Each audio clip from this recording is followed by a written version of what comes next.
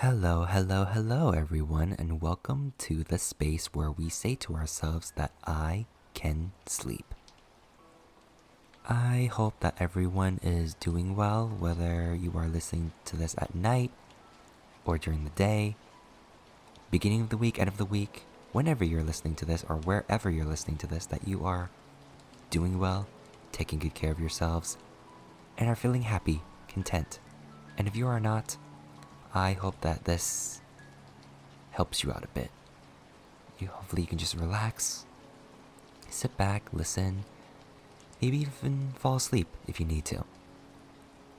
And also, if you are here, I am assuming that you have already listened to at least the first entry of this volume, and even the entirety of the first 2 volumes. And if you have not, don't ruin it for yourself. What are you doing? Go back, listen to everything, and then come back here, because it's a full story. You don't want to miss any part. None at all, trust me. But if you are all caught up and you have made it to this point, welcome. And as usual, if you enjoy these readings and would like for me to continue doing these readings, please consider maybe liking, sharing my stuff, and maybe commenting and letting me know what you think.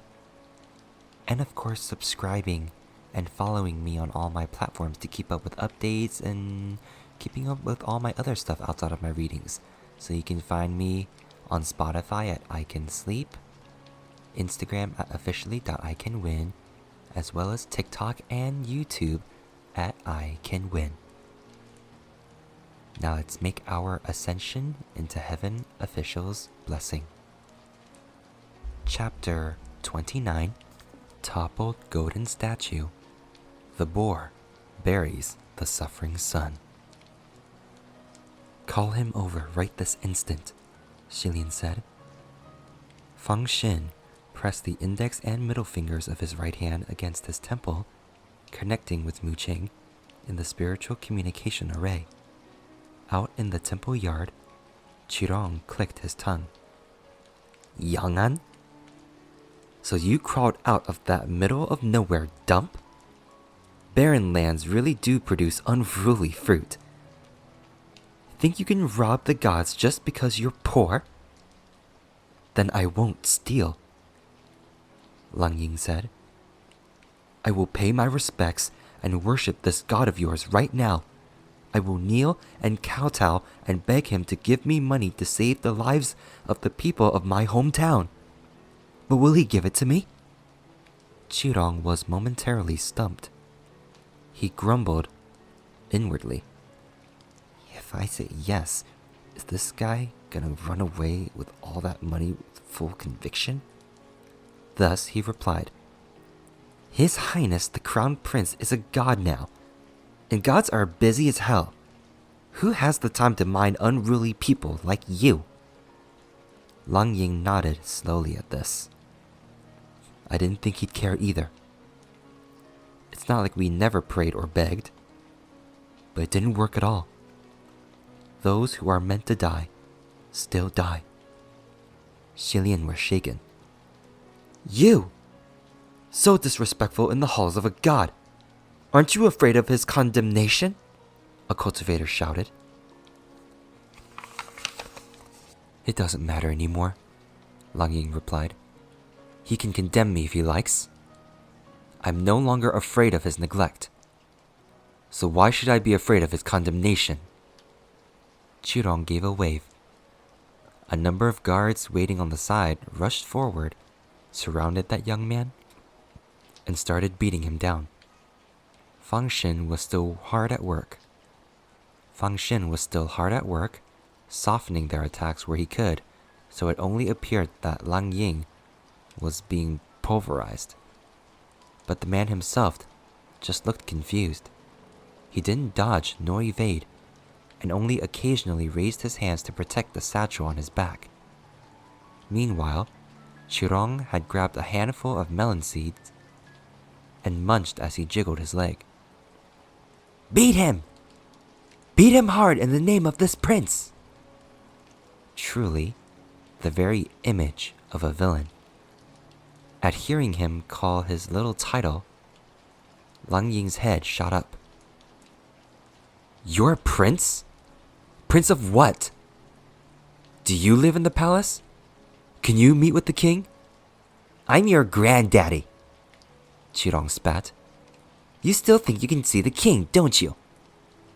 His Majesty's got a million things on his plate. He ain't got time for you. Lang Ying craned his neck up. Why hasn't he got time for me?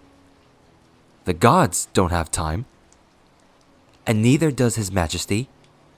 So who has time to hear me? Just who should I go to? He demanded stubbornly. Does the king know how many people have died in Yang'an? Do the people of the imperial capital know? If they know, why would they rather throw money in the water than give it to us? It's our money, and we'll spend it as we will, Qirong scoffed. And even if we skip it over the water like stones, it's nobody's damn business. Why do we have to give it to you? What? You're entitled to it just because you're poor?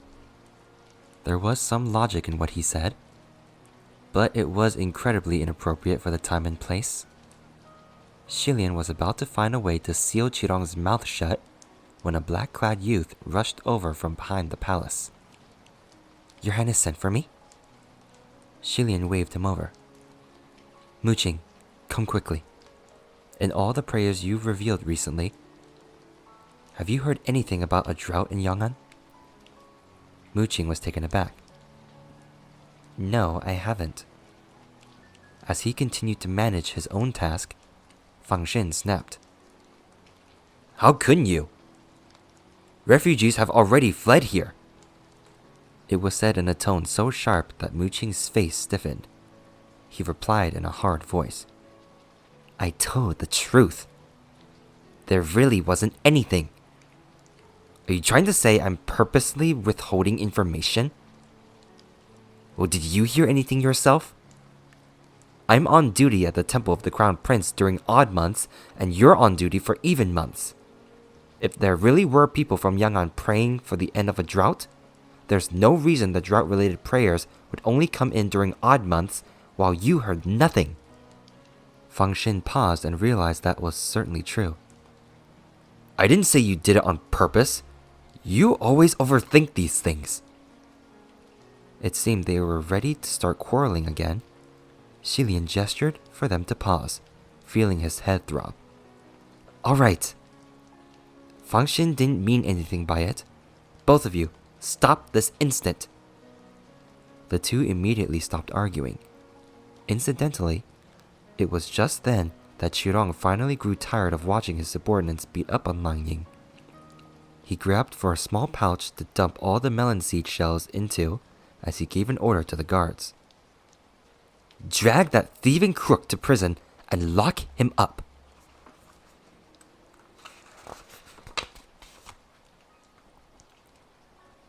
The guards acknowledged the command with a, Yes, sir, and several of them picked up Lang Ying. Let's deal with the problem at hand, Xilian said. We'll save this man first, and I'll ask him about Yang'an properly later. Muqing's expression relaxed, and he asked cautiously. Your Highness, how do you plan on doing that? You can't show yourself so easily. Since his ascension, that was one of the rules Xilian just couldn't understand.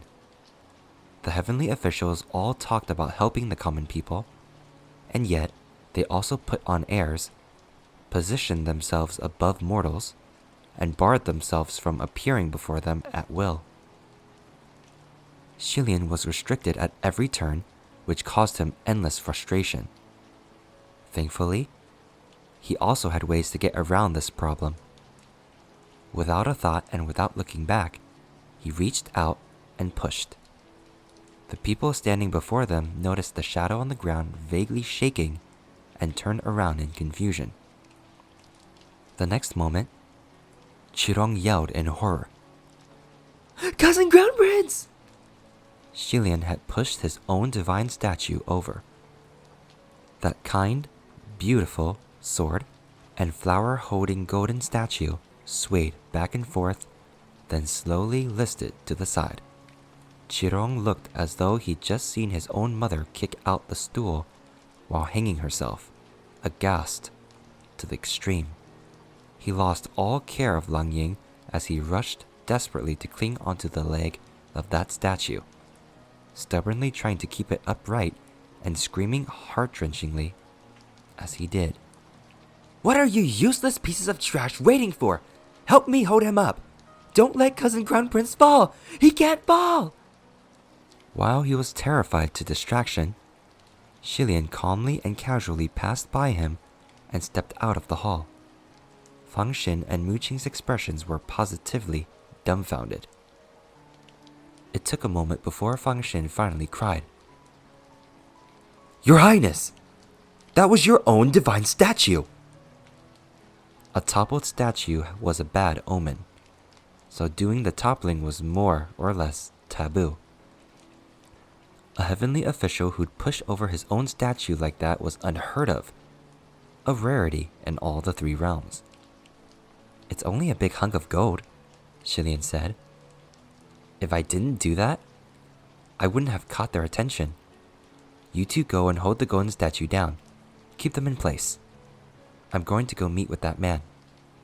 Fang Xin and Mu Qing were still speechless and could do nothing but obey. They stood next to that divine statue and each used just one finger to push down on it. That small bit of power was all they needed. The ones holding it up on the other side had to use every ounce of their strength, and they could still only keep the half-toppled status quo, their teeth clenched hard. As expected of true solid gold, such weight. As for Lang Ying, he'd long since fallen on his bottom, and he now noticed that the guards were no longer concerned with him. He stared at the golden shrine of the divine statue for a long while before he rose to his feet, dusted himself off, and hurried away carrying his satchel.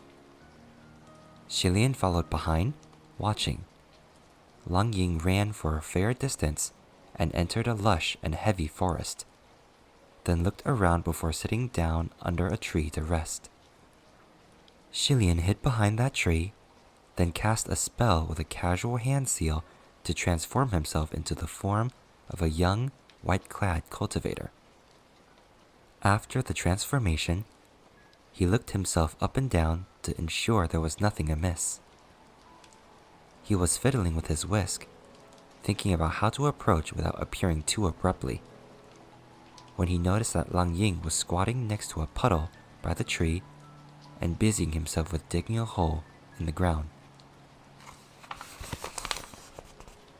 The young man's hands were large, and one swipe was enough to create a wide, deep gouge. Dirt flew as he dug, and he looked much like a very lean black wolf dog. Shilian was just wondering why the man had suddenly started digging when he saw Lang Ying wipe the mud off on his pants, scoop a handful of water with both hands, and bring it to his lips. At the sight of this, Shilian couldn't hide anymore and rushed out. He stopped the man's hands and passed him a water bottle he retrieved from his chinkun sleeves. Lang Ying's cheeks were already round with a mouthful of puddle water, and he swallowed it down. He gazed at this little cultivator who had appeared so suddenly, but he didn't question it, nor did he reject the offer. He took the water bottle and gulped down its entire contents in one go. Only after he finished did he utter, "Thanks." Since he had already appeared so abruptly, Shilian stopped caring about having a natural opening line. He tried his best to swing his whisk transcendentally, like someone worthy of trust. "My friend, where did you come from, and where are you going?" "We came from the Bay of Lang'er, in the city of Yang'an. I was going to head to the Imperial Palace, but I've changed my mind. I'm not going anymore." Shilian was taken aback. "We?"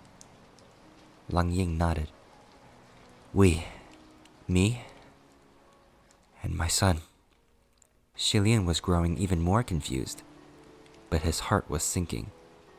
He watched as Lang Ying removed the satchel from his back and opened it. My son. Inside that satchel he'd been carrying on his back was the dead body of a small child. The child was a tiny creature who looked no more than 2 or 3 years of age. His face was yellow, his cheeks sallow, and his head had a few sparse strands of thin, yellowing hair stuck to it. Rashes streaked across his skin. That little face was twisted into a strange expression, as if holding back tears and terribly miserable. His eyes were already closed, but his mouth was still open, though no sound would ever come from it again. Shilian's pupils shrank, his spirit shocked to the core, unable to speak. No wonder he had felt that this young man had a strange air about him. He couldn't have explained what that strangeness was, only that he was abnormal. The way he spoke, the way he behaved, it was like he didn't consider consequences at all. He was blunt and berserk and entirely reckless. But at this point, why would he need to consider consequences?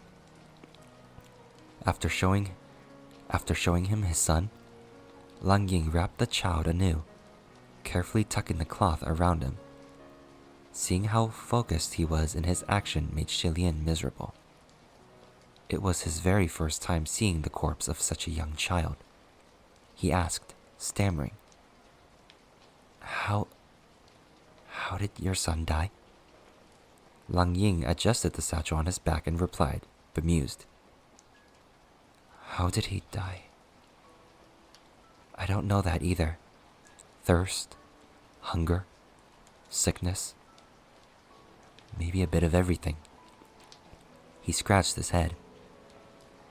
When I first carried him out of Yang'an, he would still cough a bit, and he called for me from his back. Dad! Dad! Eventually, there was no more of that, only coughing. And then there was no more coughs. I thought he'd fallen asleep. Later, when I found something to eat and tried to wake him up, he wouldn't. The child had died on the road of escape. Lang Ying shook his head. I don't know how to take care of children. If my wife knew our son died, she'd scold me to death. After a moment of silence, he added, I really wish my wife could still scold me. His expression had stayed calm the entire time, like a branch snapped from a withered tree, or a pool of dead water, without ripples or any trace of life. Shilian's throat constricted, unable to swallow. Moments later, he suggested in a small voice, Why don't you bury him? Lang Ying nodded. Yeah, I wanted to pick a nice place. Here's not bad. There are trees to block the sun, and water too. I'll go back after burying him. Thanks for your water. He coughed a few times and bent down again, continuing to dig with his hands. Shilian mumbled softly, Don't thank me. Don't thank me. Just then, Shilian and Muqing arrived, and they were greeted with the confusing sight of one person digging a hole and another watching in a daze. Shilian wasn't in the mood to speak and just kept muttering a few incoherent words. It was some time before Shilian remembered that simply giving water wasn't enough. This man was returning to Yang'an. Thus, his hand went back into his sleeve and rummaged around. Finally finding what he was looking for, he passed it over. Here, take this. Lang Ying stopped and looked closely at the item in Shilian's hand. It was a deep red pearl no bigger than a fingernail. Its luster smooth and sleek, polished and brilliant and soul-stirringly beautiful. Even if he didn't know what it was, a simple glance made it obvious this little thing was invaluable. This was in fact the remaining red coral pearl earring that Xilian had worn during the Shangyun Heavenly Ceremonial procession 3 years before. That pearl had left a deep impression on Mu Qing, so the moment he saw it, his face changed. Lang Ying didn't reject it. He took it directly, as if the proper manners and concerns of a normal person had long since left him. Thanks. He carefully tucked the pearl into his belt. Then he removed the satchel from his back and gently laid it into the pit he dug. Dad will come back very soon to visit you. Finished, he solemnly pushed the earth back to cover the satchel. Xilian put his hand on his forehead and closed his eyes. A moment later, the young man strode away. Fang Shen was bewildered. Your Highness, what did he bury here? He said Dad. He buried someone? Mu Qing was concerned with something else. Your Highness, I looked into what happened. Yang'an has never been a wealthy place. Their temples and shrines are few in number. It seems they also have a local rule where those who don't offer donations can't pray, so those who visited the temple of the Crown Prince have all been wealthy. The suffering poor can't even enter. Xilian didn't respond to the report. He said in a dark voice, You two, go to Yang'an and see what the situation is. I will go meet the state preceptor and ask him exactly what's going on. He had never looked this upset before. His 2 subordinates didn't dare to be negligent. They acknowledged his command and departed an instant later. Xilian himself turned and raced in the direction of Mount Taikang. It appeared that the situation in Yang'an could only be a major disaster, not a small disturbance. Even if he himself couldn't hear the voices of prayer, it hardly meant those at the imperial palace were so uninformed.